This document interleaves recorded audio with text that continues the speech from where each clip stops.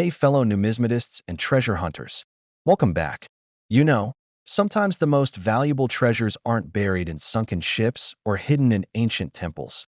They're sitting right in your pocket change or tucked away in that old jar of coins you've been meaning to sort through. Today, we're diving deep into three seemingly ordinary quarters that could make you thousands, even tens of thousands of dollars.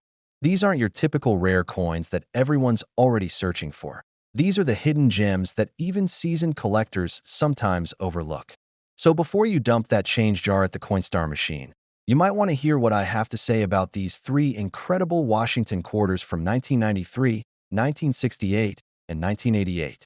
Let's start with what might be the most valuable modern quarter you've never heard of, the 1993 Washington quarter.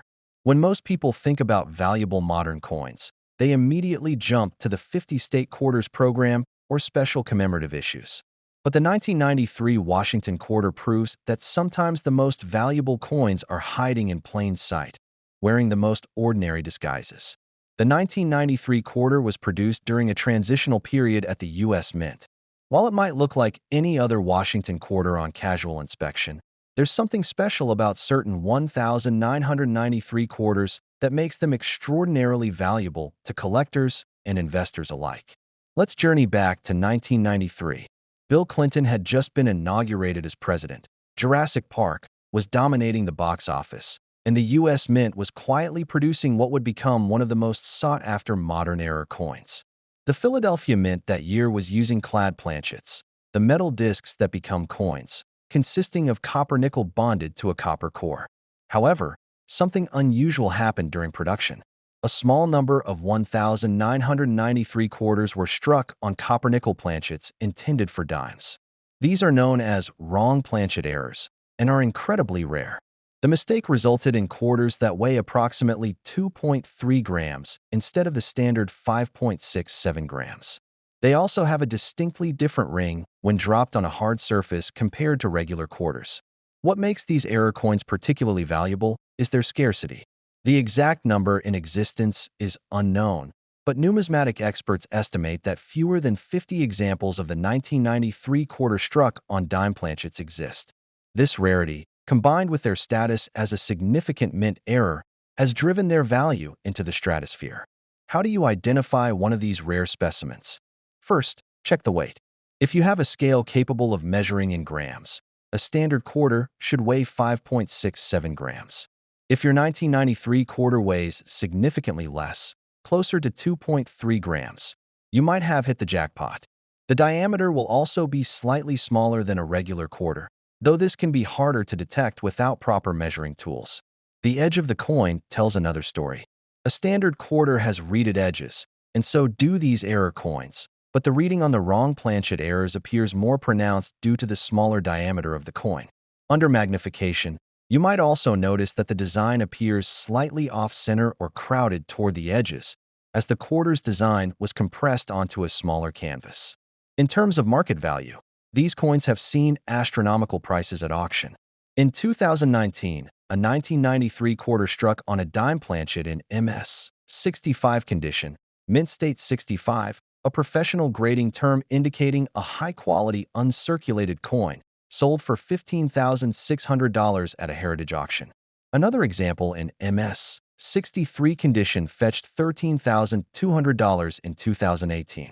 Even examples in circulated condition can command prices of $5,000 to $10,000, depending on the overall condition and the presence of any additional errors or distinguishing characteristics. But here's where it gets even more interesting. There are other valuable varieties of 1993 quarters beyond the wrong planchet errors.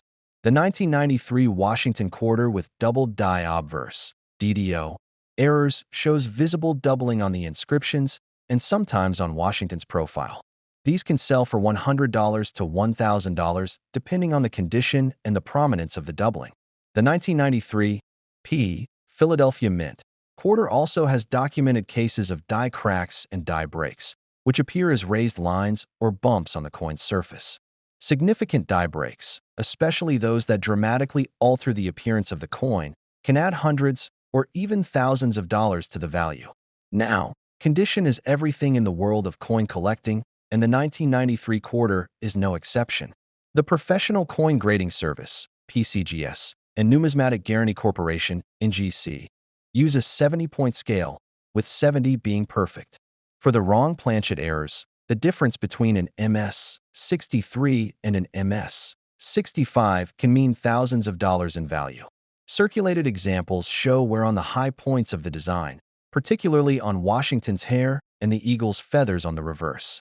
Even with significant circulation wear, these error coins remain valuable, but the premium for uncirculated examples is substantial. A circulated wrong planchet error might sell for $5,000, while an uncirculated example could fetch 3 times that amount. There's also a fascinating story behind the discovery of these error coins. Unlike some famous errors that were identified immediately, the 1993 quarter errors circulated for years before collectors began to recognize their significance.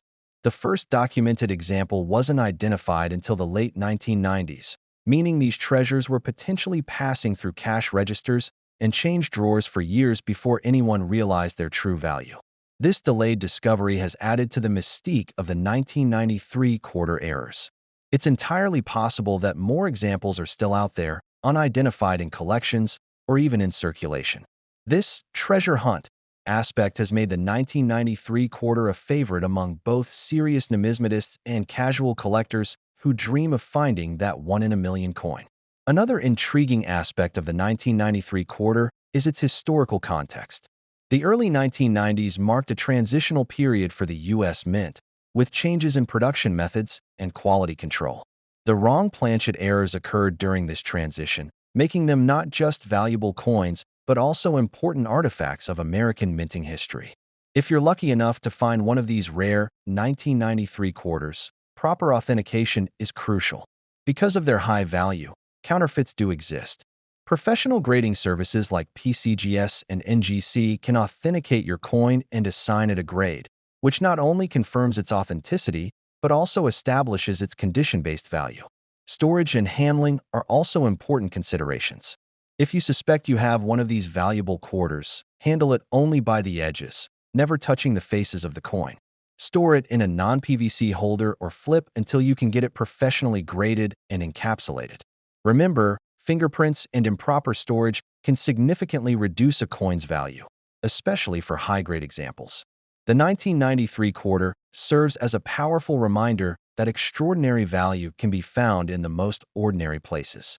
It's why so many collectors meticulously check their change, and why the hunt for these numismatic treasures continues to capture the imagination of coin enthusiasts around the world.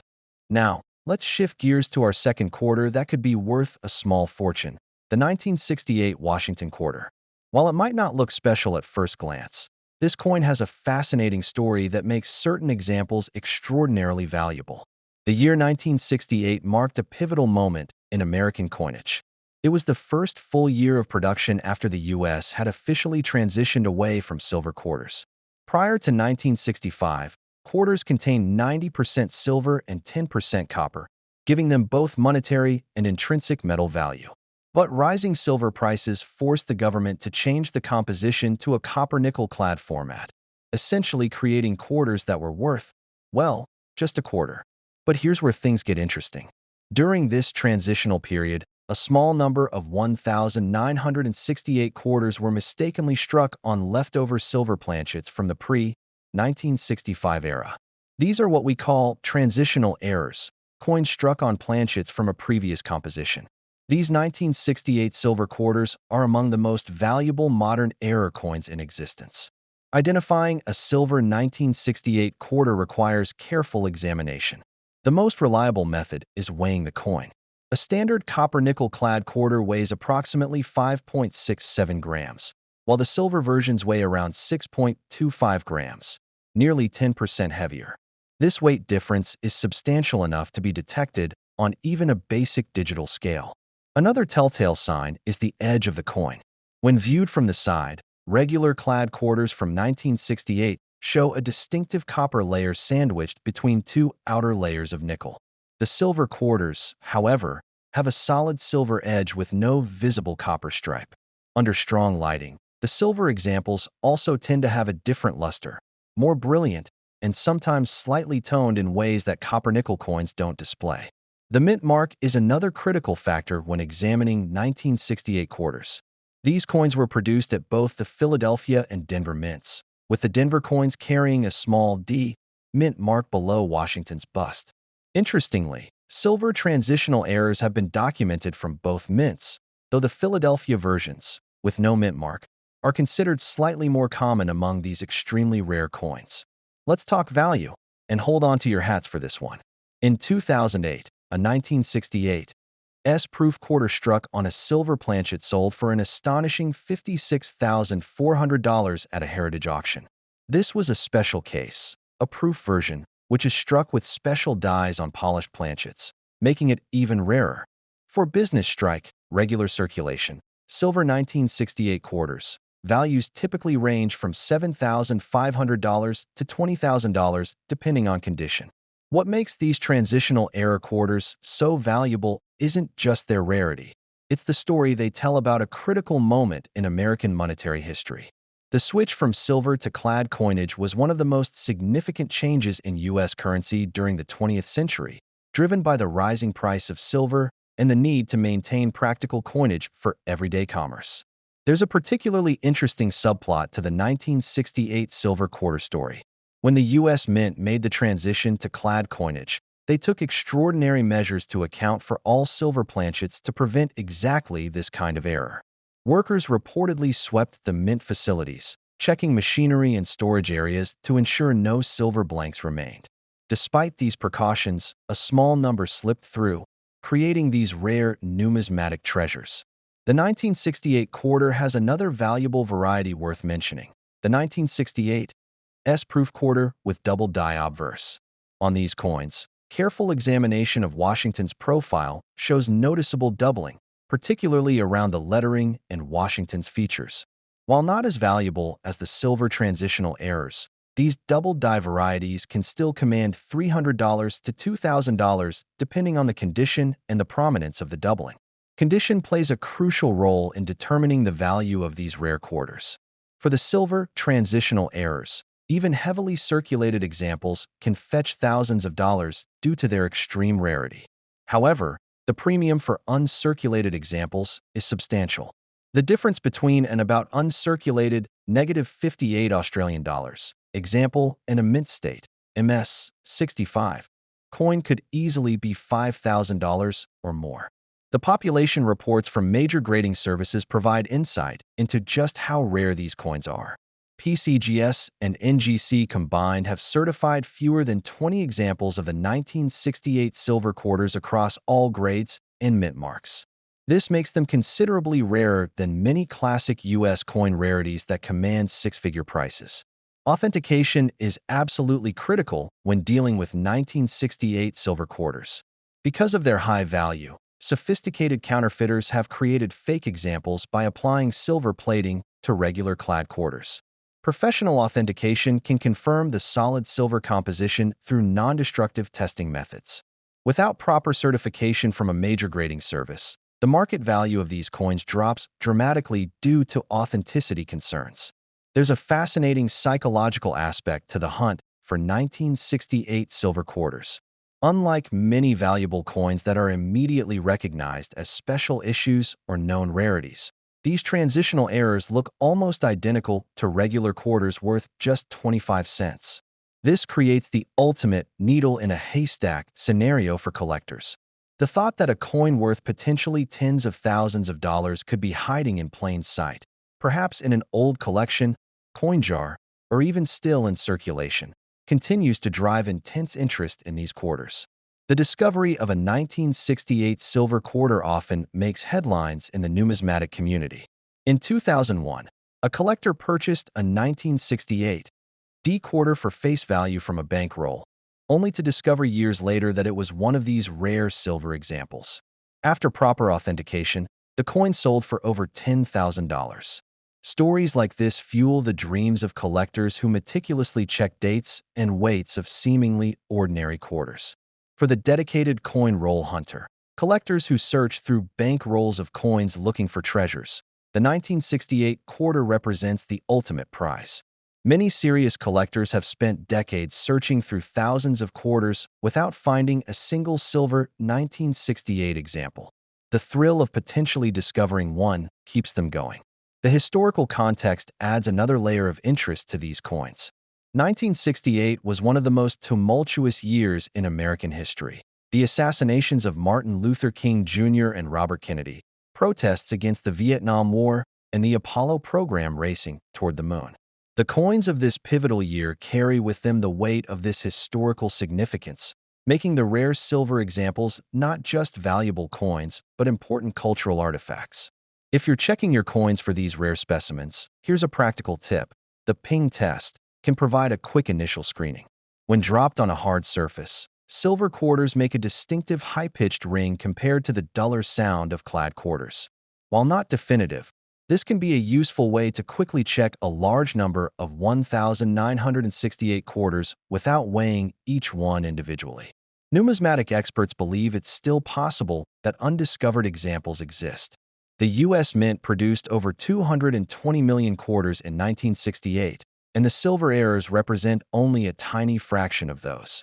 Given that many people don't carefully examine their change, and older collections are often inherited by people unaware of such rarities, the possibility remains that more of these valuable quarters are still out there, waiting to be discovered. Now for our third quarter with hidden treasure potential, the 1988 Washington quarter. While it might seem like just another ordinary coin from the late 80s, certain varieties of this quarter have been selling for thousands of dollars, and there's a good chance you've handled one without ever knowing its true value. The 1988 quarter doesn't have the immediate name recognition of some famous coin errors like the 1955 double-die Lincoln cent or the 1937 D three-legged buffalo nickel. It's flown under the radar of all but the most dedicated error collectors. But that's precisely what makes it such an exciting coin to search for. Many examples may still be circulating unrecognized. Let's step back to 1988. Ronald Reagan was finishing his second term as president. Die Hard was redefining action movies. And at the U.S. Mint, a subtle but significant error was occurring during the production of Washington quarters. The Philadelphia Mint that year produced over 562 million quarters, a massive mintage by any standard. Among these hundreds of millions of coins, a small number were struck with a rare and valuable double-die obverse. The 1988 double-die quarter shows significant doubling on the obverse, front, side of the coin. The doubling is most prominent in the lettering of Liberty and In God We Trust, as well as in the date. Under magnification, you can clearly see separation in the letters and numbers, with what appears to be a shadow or second impression slightly offset from the primary design. This occurred during the die manufacturing process, not during the striking of individual coins, which means that every coin struck by this particular die exhibits the exact same doubling pattern. What makes this error particularly valuable is that the doubling is substantial enough to be visible to the naked eye once you know what to look for. Even without magnification, the thickened appearance of the letters and date is noticeable to a trained observer. This visibility factor significantly increases collector interest and value compared to more subtle double-die varieties that require strong magnification to detect. In terms of market value, the 1988 double-die quarter has seen impressive growth over the past decade. In uncirculated condition, MS 63 to MS 65, these quarters typically sell for $1,500 to $3,000. Even in circulated condition, they can command $300 to $800 depending on wear and overall preservation. The highest grade examples, those in MS 67 or better condition, have fetched upwards of $5,000 at major auctions.